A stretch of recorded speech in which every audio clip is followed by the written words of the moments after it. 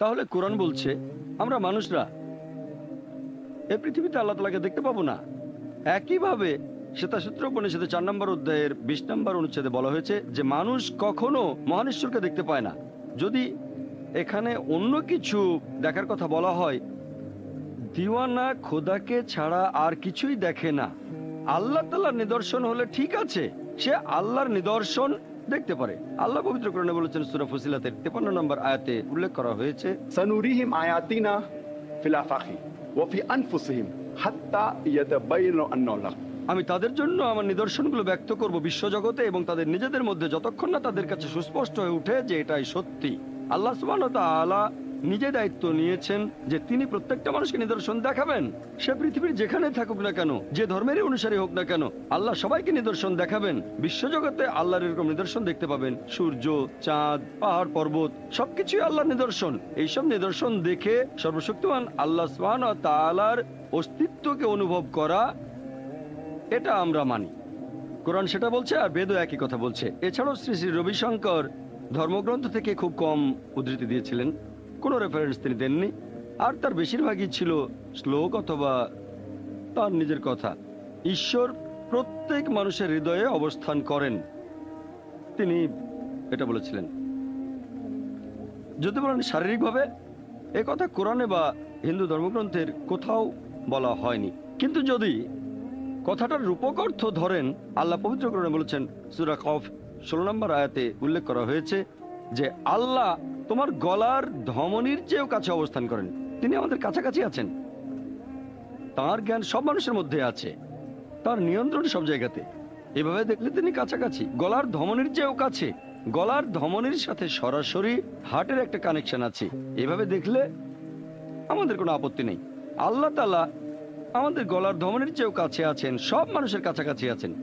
শ্রী শ্রী রবিশঙ্কর আরেকটা শ্লোক বলেছিলেন, সেটা হলো যে तुमको नहीं पता खुदा लेकिन दिलदार तुम्हें मैंने खुदा माना। অর্থাৎ আপনি হয়তো জানেন না ঈশ্বরকে, কিন্তু যে ভালোবাসে तुमको मैंने खुदा माना। এই জিনিসগুলো আপনারা সিনেমাতে দেখতে পাবেন যে নায়ক নায়িকাকে বলছে তুমি তো আমার খোদা, এরকম বিভিন্ন শ্লোক বলছেন তিনি। যদি এগুলোর আক্ষরিক অর্থ ধরেন সেটা ভুল হবে, কিন্তু যদি আপনারা এই কথাগুলোর রূপক অর্থটা ধরেন, আল্লাহ পবিত্র কোরআনে বলেছেন সূরা রুমের 21 নম্বর আয়াতে উল্লেখ করা হয়েছে, তার নিদর্শনাবলীর মধ্যে রয়েছে তোমাদের জীবন সঙ্গিনী, তোমাদের জীবন সঙ্গীদের সৃষ্টি করেছেন এবং তোমাদের মধ্যে পারস্পরিক ভালোবাসা ও দয়া সৃষ্টি করেছেন যাতে তাদের সাথে শান্তিতে বসবাস করতে পারো। তাহলে আল্লাহ আমাদের মধ্যে পারস্পরিক ভালোবাসা আর দয়া দিয়েছেন যাতে শান্তিতে বসবাস করতে পারি। এগুলো আল্লাহ নিদর্শন। তাহলে আল্লাহ মানুষকে এমন ভাবে বানিয়েছেন যে আমরা একে অন্যকে ভালোবাসবো, বিশেষ করে জীবন সঙ্গীকে। এভাবে দেখলে ঠিক আছে। আপনার স্ত্রীর দিকে তাকালে আপনি হয়তো আল্লাহর আরো কাছাকাছি আসবেন আর নিদর্শনগুলো বুঝতে পারবেন। তার মানে এই না যে মানুষের মধ্যেই আল্লাহ বাস করেন অথবা যাকে ভালোবাসেন তার মধ্যে, তাকে দেখে আপনি আল্লাহ তাআলার অস্তিত্ব অনুভব করতে পারেন।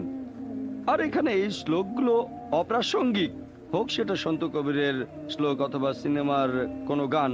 আমাদের আলোচনার বিষয় হলো পবিত্র ধর্মগ্রন্থের আলোকে সর্বশক্তিমান ঈশ্বরের ধারণা।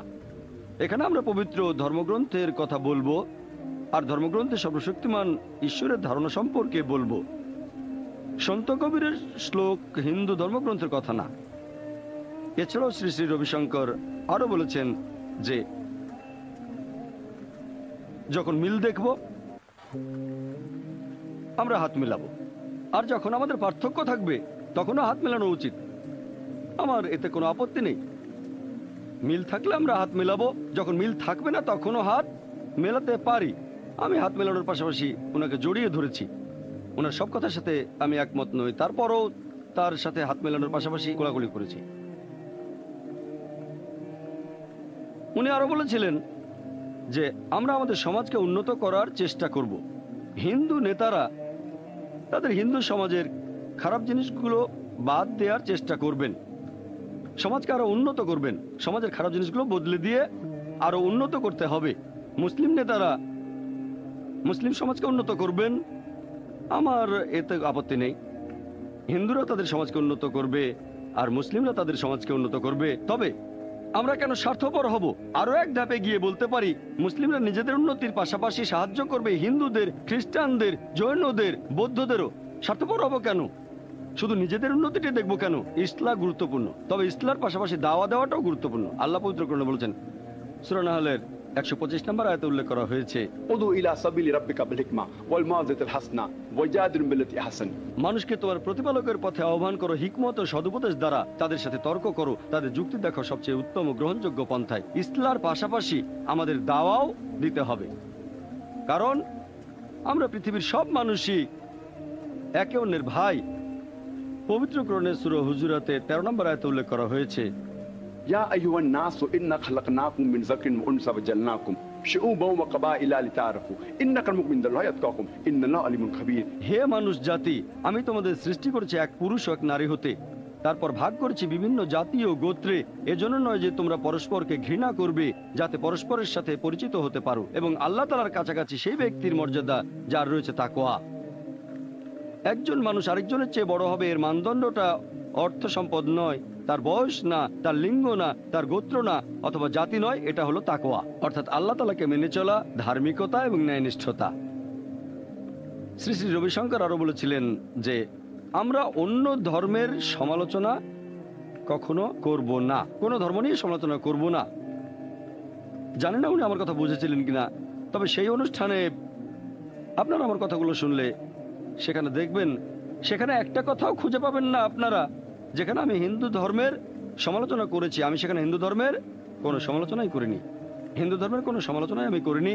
এমন না যে আমি তাদের সব কথাই মানি, তবে সেখানে উদ্দেশ্য ছিল সাদৃশ্য নিয়ে কথা বলা, সমালোচনা করিনি, বরং এই দুই মহান ধর্মের সাদৃশ্য নিয়ে কথা বলেছি। পার্থক্য হয়তো অনেক বেশি, তবে উদ্দেশ্য ছিল সাদৃশ্য নিয়ে কথা বলা, পার্থক্যগুলো নিয়ে কথা বলা নয়। এছাড়াও উনি বলেছিলেন আমরা আচার অনুষ্ঠানের সমালোচনাও করব না, যদি না কেউ সেটা সম্পর্কে জানতে চায়। তার মানে উনি বলতে চাচ্ছেন সমালোচনা করা যাবে যদি কেউ সেটা সম্পর্কে আপনার কাছে জানতে আসে। সেই অনুষ্ঠান শুরু হওয়ার আগে শ্রী শ্রী রবিশঙ্কর বলেছিলেন, আপনাকে প্রথমে লেকচার দিতে বলেছি কারণ আপনার কাছে শিখতে চাই। আমি জানি না ব্যাপারটা আসলে সেরকম কিনা। উনি শিখতে চাইলে তো সেটা 1 মাস আগেই আমার কাছে বলতে পারতেন, কয়েক ঘন্টা আগে কেন? এই সময় কেন তার মনে হলো যে আমার কাছে শিখতে পারবেন? ওনার নিয়ত কি ছিল আমি জানি না।